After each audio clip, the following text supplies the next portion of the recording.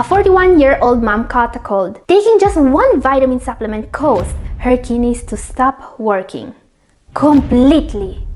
This is her story. KL is a 41-year-old woman presenting to the emergency department at the University Medical Center with confusion, headache, abdominal pain, and respiratory problems. Her daughter tells the admitting nurse that she has vomited several times during the last few hours. She also denied any recent travel and told the nurse that her mom was not taking any medication. But when the doctors checked KL kidney function, they found out that her creatinine level was 10.1 milligrams per DL. What this means is that her kidneys were almost not working anymore, and there was only one way to save her life. She had to undergo emergency dialysis immediately. Today, we are going to see what happened to her kidneys when she took just one vitamin. Catherine here. I've been working with kidney disease patients for almost 10 years now, and there is always a lot to learn from cases like that of KL. Today's video is based on a real story, a case study actually, published in the Chest Journal in 2000. And the reason why today I'm showing you the story of KL is because there is a very important lesson to learn from her. You see, today's marketing is pushing the sale of supplements that are way more dangerous than people realize. Vitamins are no exception. If we take a look at what Amazon.com and other supplement stores have to offer vitamin-wise, we may see a large number of vitamin brands selling dosage too high to be safe for anyone. And it's one of the most used vitamins that cause KL kidneys to stop working. But the doctors didn't know which one. She was admitted in the state of confusion, and they had to perform several tests to find out which vitamin was causing her kidneys to fail.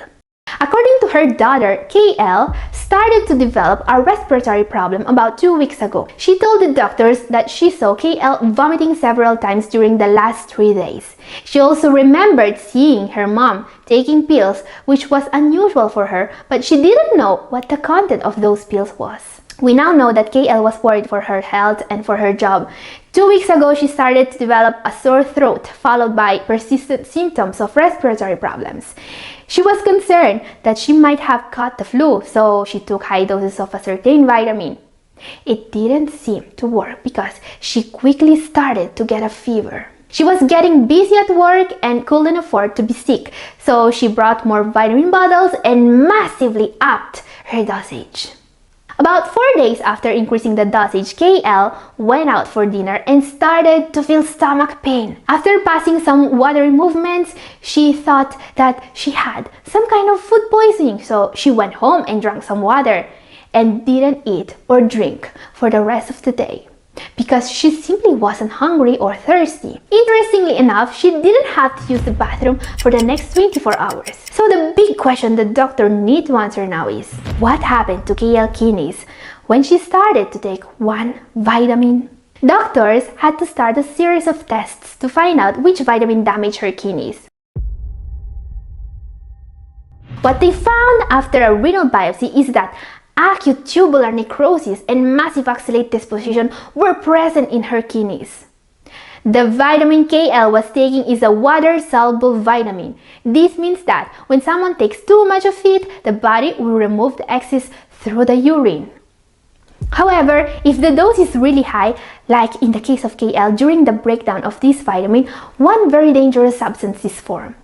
Oxalate. Oxalate typically exists in your body via urine. However, under some circumstances, oxalate may bind to minerals and form crystals that can lead to the formation of kidney stones. Have you ever heard about calcium oxalate kidney stones? This is exactly what happened to KL kidneys. The levels of oxalate were so high that large oxalate crystal depositions were formed in her kidneys, completely shutting them down. But it was too late to do anything now. Her only hope was dialysis. The patient underwent 2 sessions of hemodialysis, but after learning what vitamin caused all of KL troubles, the doctors were worried. While this vitamin is generally regarded as safe, there are various documented cases of people ending up in the ER due to the misuse of this vitamin. What you see here is a different case study. This man took the same vitamin as KL and he lost his life. Okay, which vitamin caused KL's kidney failure? So have you guessed which vitamin in very high doses causes calcium oxalate deposition in the kidneys, kidney stones, and also diarrhea, nausea, and vomiting? I'll give you a hint. This is actually the most commonly supplemented vitamin in the world. It's also very useful, and many kidney disease patients are recommended to take it even in a much smaller dose than what KL was taking before ending up in the emergency room. So which vitamin are we talking about? If you know the answer, please write it down in comment section. Yes, the vitamin that sent KL to the emergency room is vitamin C. After 2 dialysis sessions, KL started to regain consciousness. As the doctor were suspecting, she admitted to the daily use of vitamin C in large doses. She told them that to control her respiratory problem, she started to take vitamin C in large doses. At first, she was taking 500 milligrams tablets, 4 to 5 tablets daily. On further inquiry, the patient was able to recall that she had begun taking even larger numbers of vitamin C tablets a few days prior to the onset of symptoms, up to 10 tablets daily or 5,000 milligrams. Now guys, before getting back to KL's story, we will finally see if she was able to get home to her daughter safe. There is a very important question that needs an answer. Is taking vitamin C safe for someone with kidney problems? Okay, what we absolutely need to understand about vitamins is that basically any vitamin can cause serious problems when the dose is too high. Now, this is the whole point of today's video actually. I always show you the benefits of the remedies and vitamin that can be of help for someone with kidney problems. But I also always tell you the same thing. Please consult your doctor and get informed before taking this remedy. Because as we have learned, even a remedy as safe as vitamin C may be incredibly dangerous even taking in the wrong dose. So now you may ask, what is the safe dose for vitamin C supplements? The recommended daily amount for vitamin C is 75 milligrams a day for women and 90 milligrams a day for men. The upper limit for all adults is 2,000 milligrams a day. Now guys, these doses are for people without kidney problems or a history of kidney stones. If you have chronic kidney disease, especially in the advanced stages, the recommended dose for vitamin C from supplements is even lower, just 60 milligrams per day. And for those with a previous history of calcium oxalate kidney stones, even this dose must be approved from a doctor. So we may understand now why taking 5,000 milligrams, this is what KL was taking, of vitamin C per day is extremely dangerous. Okay, do you want to know how it ends? Did she make it? After 2 weeks in the hospital and 2 dialysis sessions, KL was able to urinate regularly again. On day 14, measurements showed a band of 40 milligrams per dl and a creatinine level of 2.2 milligrams per dl. These levels told the doctors that her kidneys were now working, and the patient was discharged home with follow-up in his hometown. Guys, I hope you enjoyed this video. If you want to watch the story of a real kidney disease patient, someone who was able to beat diabetes and kidney disease, this video up here is for you.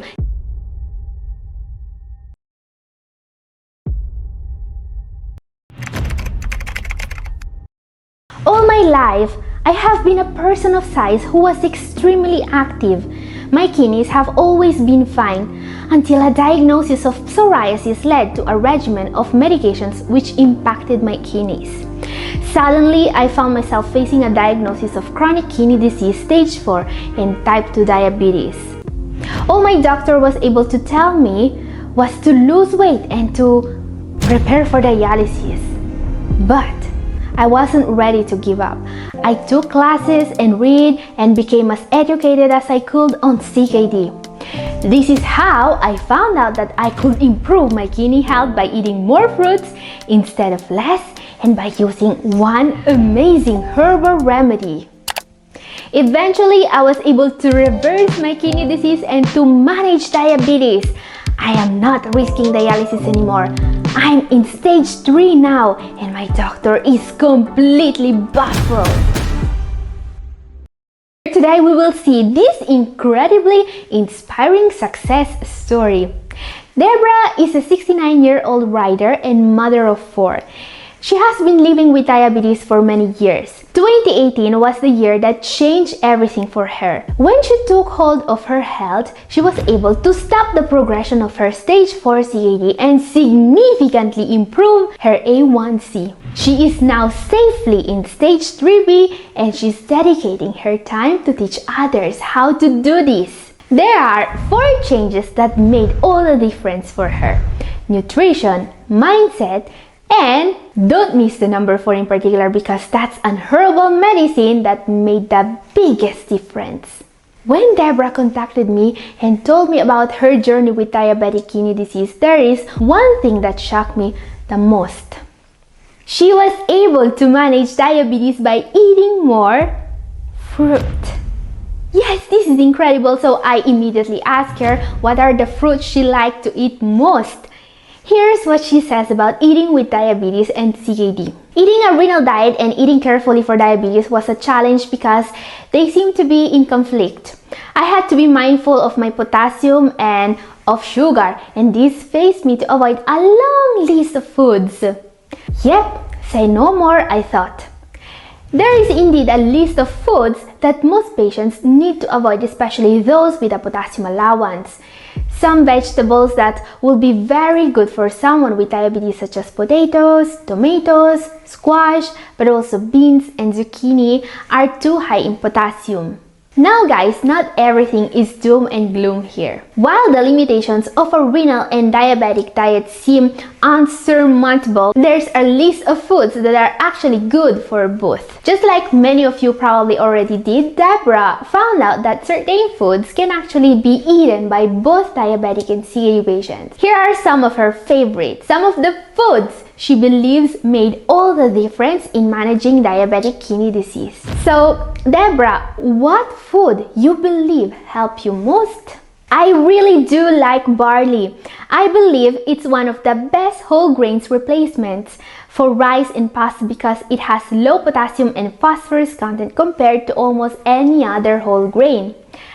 Oh, you are 100% right on this one. And I want to add that not only is barley a low glycemic grain, great for people with diabetes, but it is also very high in magnesium, great to lower blood pressure. What makes barley so healthy for you is a type of soluble fiber called beta-glucans. This type of fiber has been linked to a long list of health benefits and studied extensively for its ability to lower cholesterol levels, decrease inflammation, improve blood sugar management, and more. Another food that she really likes is leeks. Here's what she says about it. By using different combinations and adding different seasonings, I was able to have a good variety of foods to work with. And leeks are great because they add a little bit of flavor to anything you cook them with, but without being overwhelming. Yes, leeks are super healthy, and many people don't know this, but the diet rich in leeks may help improve your circulation, immune system, gut health, and even stimulate your kidneys. The reason behind all these incredible benefits are the sulfur compounds leeks are rich in. Sulfur is a component of several processes that detoxify the body. And what about fruits? What I really like to eat are plums. I've also learned that I can dry raw plums at home, so I don't have to resort to buying those sugary prunes they sell at the grocery store. I just put the plums from my tree in the oven, I sprinkle them with fresh thyme, and I leave them to dry in oven 3 hours. And yes, in my opinion, that's a great choice. Plums are great when it comes to controlling blood sugar levels too for people who have diabetes. They have slow release carbs that are beneficial for regulating blood sugar levels. Another fruit that Deborah grows at home, pears. I really like making my own jam at home without sugar, so I can enjoy the pears from my tree whenever I want. The only thing that helped me more than the diet is a natural remedy I found out that's extremely good at managing diabetes. Oh, you really seem to put a lot of effort in making your diet a fun one and not a hard one. How are you able to do that? My diet became a hobby. 3 years ago, I started to gain some weight back and my kidney function was not improving. And it was a real struggle for a while to get fresh vegetables. I went back to the renal dietitian in early 2021. I was at a GFR of 13. She recommended I go plant-based. Simple switches made it easy. I went from dairy to almond milk and creamer. I stopped eating eggs totally and no chicken or fish. I tried to use as many natural unprocessed foods as possible. There were challenges, especially because I still had to watch my potassium. I lost more weight and have maintained the weight loss of about 50 pounds now. My husband and I grow some of our own vegetables and fresh herbs. We made our diets into a hobby, and now shopping is much more fun instead of restricting. So guys, it looks like she really enjoys her fruits, and still she was able to get her kidney function back on track. So now the question is, can you eat fruit and still improve with diabetes? This is a debate topic because many people believe that fruit is a source of sugar that should be avoided. But is it true? Many diabetes patients are so scared about eating fruits that they even comment on my videos to tell me that fruits are bad for them. They totally want to avoid eating any fruit at all. Can you imagine how bad will that be for their kidneys and whole body? It's a myth that all fruit should be avoided by diabetics. Fact. There are no forbidden fruits on a diabetes-friendly eating plan. Studies show that eating more whole fruits may actually be linked to improved insulin levels and better blood sugar control. Opting out for fruits that are lower in sugar may help, but you can still enjoy any of them if you stick to the proper portion sizes. It's a fruit, it's not a dessert. So believe it or not, the notion that fruit is not safe when you need to watch your blood sugar levels is a popular diabetes myth that has been debunked. And people like Deborah are actually eating fruit as a part of a kidney repairing diet. Okay guys, almost time to see a remedy that made a huge difference for Deborah. Before that, when I asked Deborah what good habit made the biggest difference for her, this was her answer. I kept a food tracker and I logged everything I ate. Snacks, meals, and even tastes. Even though carbs were still a part of my meals, my diabetes was getting better. I made my own bread and even my own pasta. I also lost almost 40 pounds. Now guys, what made all the difference for Deborah was getting informed. Reading, learning, keeping her blood pressure and blood sugar under control. But it wasn't easy for her to find out about the importance and the power of knowledge. You see, Deborah is what she defines as a person of size. And that's all what most doctors can see when she stepped into their offices. It's the easiest diagnosis of them all. You have to lose weight. There was no talk of renal diet or supplements or modifications in the regime of medicines she was taking. But you know, I don't believe that what caused all her troubles was her weight. Deborah and I talked a lot before making this video, and she shared with me some of her medical records. It's easy for me to say this in retrospect, but what damaged Deborah's kidneys is not her weight. It's the medications. A diagnosis of psoriatic arthritis led to a regimen of medications which impacted my kidneys. For 2.5 years, I was prescribed 1800 milligrams of ibuprofen to handle the pain. Once diagnosed, I was put on weekly methotrexate shots and prednisone. I was told to keep taking the ibuprofen as needed. Then I was put on Enbrel, which helped the psoriasis arthritis, but my kidney disease progressed and so did my diabetes. I started to pass blood in my urine. When I went to have labs drawn, they discovered my kidneys had crushed. My A1C was 13. That's when I started to care for my own health. And I decided that even if my doctor was talking about dialysis, I was not ready to give up. Now guys, I'm not the only one saying this. Deborah's nephrologist also confirmed this theory. All these medications are the real cause of Deborah's kidney problems. You see, 1800 milligrams a day of ibuprofen is enough to cause significant kidney damage even alone. Methotrexate is also a known danger for the kidneys, and prednisone is, on the other hand, known to cause insulin resistance. So I'm not surprised at all to know that she was only able to improve when her lifestyle and diet changed at the point that she was able to lower her need for these medications. Now guys, there is one more thing that I want to show you from Deborah's journey. There is a remedy she believes made a huge difference in the treatment for diabetes and kidney disease. This is a remedy that can lower blood sugar by more than 30%. It can lower cholesterol by up to 50 milligrams per DL. And it can make you lose weight. This is berberine. And I wasn't surprised at all when she mentioned it. I personally met people with diabetes losing weight visibly just by taking this remedy. They were as surprised as their doctors when their blood sugar levels started to go down instead of up, and the only change they made was taking this remedy before their main meals. Guys, these amazing properties are all documented by large studies, which means this remedy works for everyone. Now, if you want to learn everything about berberine, this video up here is for you. By the way guys, I know that a lot of you watching me right now had positive, inspiring success stories with kidney disease.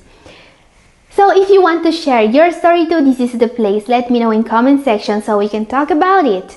And this is all for today. Thank you for watching.